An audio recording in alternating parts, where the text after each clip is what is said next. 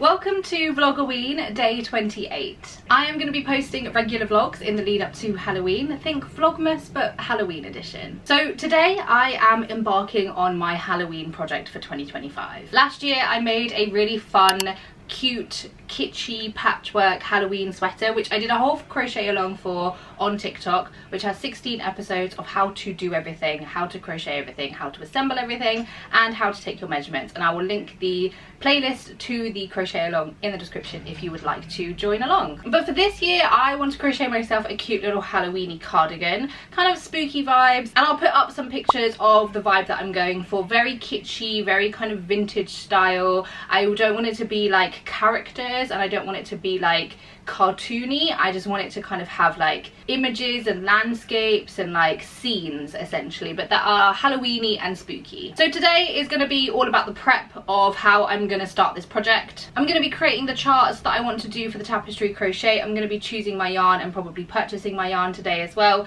and I thought I'd just show you like how I prep this kind of project. Also, hello, if you don't know me, my name is Rajan, aka Not Half Bad Crochet, and if you want to see the rest of my Vlogoween posts, then feel free to subscribe to my channel, give this video a little like, and leave me a comment to let me know what you think. I also have a whole playlist of all of my Vlogoween vlogs in case you have missed the previous days. But yeah, this is going to be a really fun project. I have had this kind of idea saved to like my Pinterest board for so long, but like I wasn't the most comfortable with tapestry crochet, and now I've got like a few tapestry crochet projects under my belt. I feel a lot more confident with the methods, and I want to design something that is a little bit out of my comfort zone. I want to have tapestries with like a little bit more depth.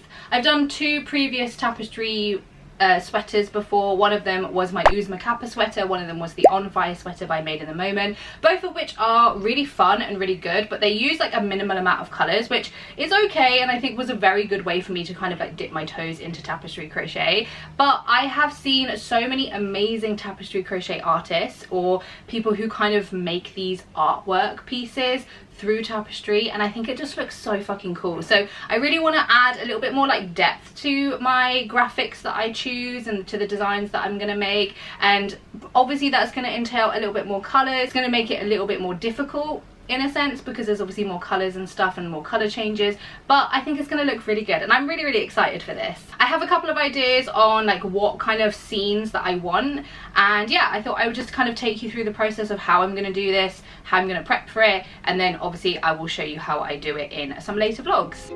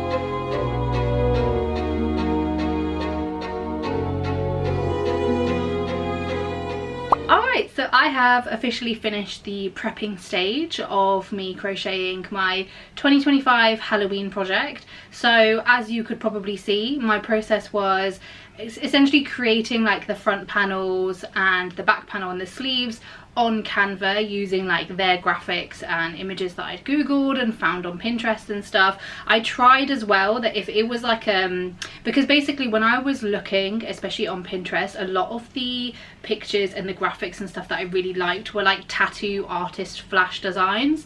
So I didn't end up using any of their actual flash, but if I did kind of take inspiration from it. I really kind of tried to like change it completely. It was only like, this is the idea and I've like made a completely different version. So I basically tried my best not to like plagiarize someone else's work, even though like this is just for me. I won't be making a pattern, I won't be selling the graphs or sharing the graphs or anything like that. So I don't think it would be like a huge deal if I did use like somebody else's images, but like personally it just doesn't really like sit right with me for me to be able to do that really to someone else's work. So yeah, if I saw like for example the bluebell one with the little ghosts, I saw a image of that on a like tattoo artist flash design, and then I kind of took pieces from like different graphics that I'd found on Canva and on Google, and then just like pieced it all together essentially, because like I'm not an artist, so I don't really draw, and like I don't really have any way for me to like digitally draw stuff as well. So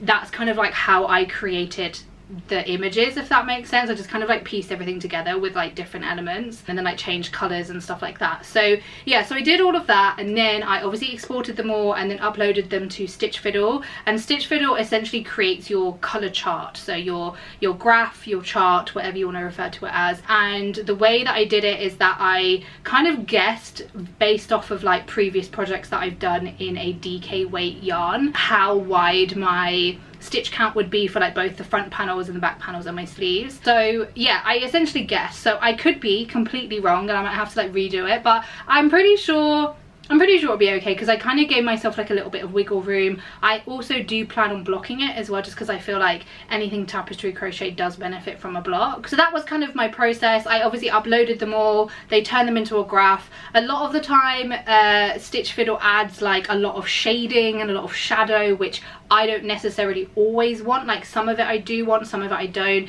and unless you have like the pro account, it's a little bit harder to kind of like select which colors you want to keep and which ones you don't want to keep. So I don't want to pay for it, because like I don't do tapestry crochet enough for me to warrant paying for Stitch Fiddle, and it's not even like you can get like a free trial or anything like that. So I was like, okay, so I just did it all manually, which obviously did take me a very long time. I think this whole process has taken me maybe about like 3 hours in total.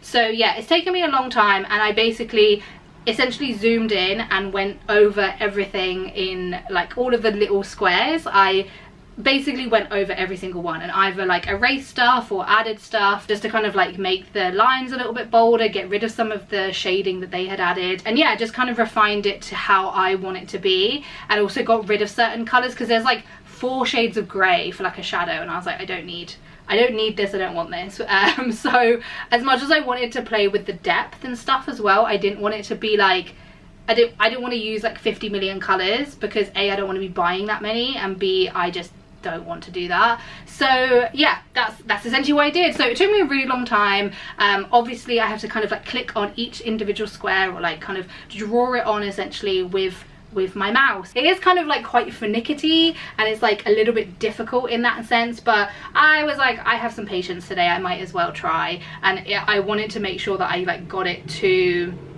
the point of what I wanted, but without overcomplicating it for me personally, but then also like giving it some depth and dimension and like challenging myself in that way, if that makes any sense. So yeah, once I'd done that, I exported them all. I have saved them all on like my Stitch Fiddle account, so I'll be able to kind of log in, but I was like, let me download them in case I want to print them, in case I'm like not at home or anything, or like I don't want to work from my laptop. So yeah, and then after that I bought my yarn. I was really debating what kind of yarn to use, because part of me really wanted to use like some really beautiful like wool or alpaca, or kind of try and find like a really nice like special yarn, because I really think that this project is going to be really fun. It's something that I'm going to wear all the time, so part of me was like, oh, maybe I'll, you know, invest in some really nice quality yarn. But then when I was kind of looking around, I really struggled to find a wide range of colors in one particular yarn fiber or like one yarn weight. I was noticing that like a lot of the places that I was finding stuff in like a variety of colors didn't quite have enough of a range, or it was that like they didn't have them in stock, and I was like really struggling to find some. Obviously as well, like cost is a you know, a big factor, and I didn't want to spend too much on this project, but I did want to, you know, invest in the yarn. So I ended up going with acrylic. I don't mind acrylic yarn. I enjoy acrylic yarn. I think it's easy to work with. I don't particularly sweat with it for any winter and like autumn wearables, so like that's not really a problem for me. I bought all of my yarn from the Wool Factory, which is pretty much where I always buy my yarn from, if I'm being honest, because I find that their prices are really good, the customer service is really good, they ship really fast, and then like they often do free shipping, I think, if you spend over £30. So yes, I kind of found 3 different brands of DK acrylic and just went through all their colors. Basically I went through like each of my graphs just to kind of like pick out all of the colors that I would need and wanted to kind of like match it up. I think some of the graphs, like I edited the colors ever so slightly, so like the haunted house, for example, on the graph I've done it as green, but I actually want it to be like a really nice like magenta color. And then obviously I needed like shading colors and dimension colors. I needed a lot of black for like the outlines of everything. Also was really umming and ahhing about like the base color of the actual cardigan, because originally I wanted it to be like a black cardigan with obviously all of the, you know, the stuff on it, but I kind of realized that the black outline of everything really kind of helps the colors to pop a little bit.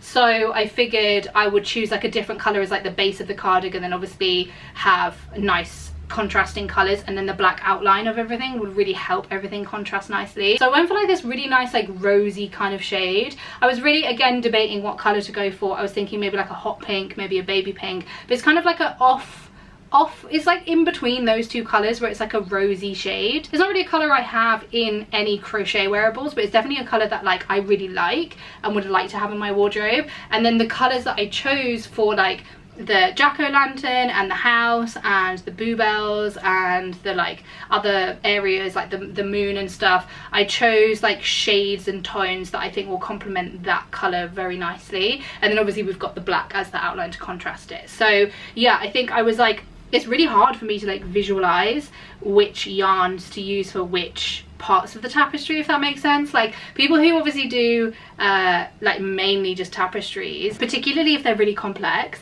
I'm always like, how did you purchase your yarn? Like how did you find the exact shades that you needed? Because it's one thing to obviously do the graph and have like, you know, 20-30 colors per graph, but then you obviously have to find the yarn for it. So yeah, I didn't find the process difficult, but it was definitely a little bit more challenging trying to visualize how everything was going to piece together. Like I kind of had to, personally, what worked for me is like having loads of tabs open and then putting everything like next to each other so I could see everything together. But yeah, that was just kind of like my process. But yeah, I found it challenging, but like in a fun way. It didn't like stress me out or anything, but it was definitely something that I've never really like had to think about in that way. I also obviously had to consider like the tones of each color and making sure that there was like enough contrast between like the shades and stuff, and like particularly the shadow colors that I'd chosen. So like the shadow color for the pumpkin and for the house, like I really kind of had to think logically as to like what would contrast nicely as well. But yeah, the process was actually really fun. It's obviously taken me a little while, which is a bit of a shame, but like